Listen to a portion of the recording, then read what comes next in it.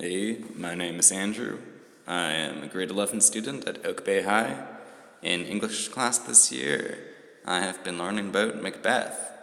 My class read the play Macbeth by William Shakespeare, and our assignment was to discuss a section of text from it. The piece of text I chose is at the point in the play when Macduff swears vengeance upon Macbeth. However, before I start talking about the play, it is important to learn a little bit about Shakespeare's life. Shakespeare was baptized on April 26, 1564 in England. He married Anne Hathaway, had 3 children, and died on April 23, 1616, at age 52. His theatre was called the Globe, and his troupe was called the King's Servants. The Globe had different flags that were raised depending on what play was being performed. A white flag for comedy, a black flag for tragedy, and a red flag for political play. It is important to remember, though, the historical events that took place during Shakespeare's life. In 1587, Mary Queen of Scots was executed by Queen Elizabeth because Queen Elizabeth felt that her throne was threatened by her.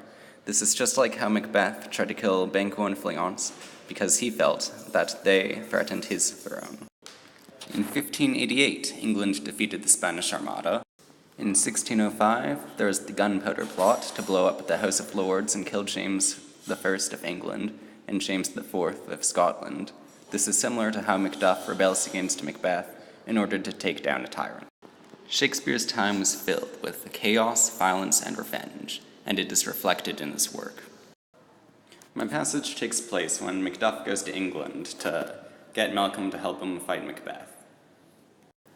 When Macduff is there, he finds out that his family has been killed, and Malcolm tells him to basically suck it up and use his anger to fight Macbeth. This is where my quote picks up. Malcolm, dispute it like a man. Macduff, I shall do so, but I must also feel it as a man. I cannot but remember such things that were most precious to me. Did heaven look on and would not take their part? Sinful Macduff, they were all struck for thee, not that I am, not for their own demerits, but for mine. Full slaughter on their souls, heaven rest them now. Malcolm, be this the whetstone of your sword. Let grief convert to anger, blunt not the heart, enrage it. Macduff, oh, I could play the woman with mine eyes, and braggart with my tongue, but gentle heavens, cut short all intermissions, front to front, bring thou this fiend of Scotland and myself, within my sword's length set him, if he escape, heaven forgive him too. Malcolm, this tomb goes manly. Come, go we to the king. Our power is ready. Our lack is nothing but our leave. Macbeth is ripe for shaking, and the powers above put on their instruments. Receive what cheer you may. The night is long that never finds the day. Malcolm tells Macduff to dispute it like a man, and basically suck it up and get over it. Macduff says that he will, but that he must also feel it as a man. Macduff is saying that he is only human, and in this way he makes himself relatable to us. Malcolm tells Macduff to let this be the whetstone of your sword, and in response, Macduff swears vengeance upon Macbeth. I feel that Macduff is the most relatable and understandable character in Macbeth. Not only does he admit that he is human, but also from this point on, his character revolves around revenge, and vengeance is something that everyone can understand. However, Shakespeare makes a subtle but clear statement about revenge in the end of the story. Macduff leads Malcolm's men against Macbeth, and then single-handedly slays Macbeth and ends his tyranny.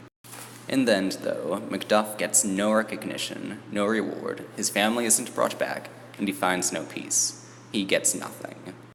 This is Shakespeare's statement about revenge, that while vengeance may be justice, it can never undo the wrong done. An eye for an eye, in the end, leaves the whole world blind. Macbeth may be a story of ambition, but underneath it is a story of revenge, that starts the moment Macduff makes his oath to slay Macbeth. Without this underlying story, Macbeth may still be defeated, but it could never feel quite so satisfying. As humans, we don't realize it, but we all thirst for vengeance, because to us, vengeance is justice. We love when the wicked are punished far more than we love when the righteous are rewarded. Right or wrong, good or bad, this is how we all feel inside, and this is why the story of Macbeth appeals to us.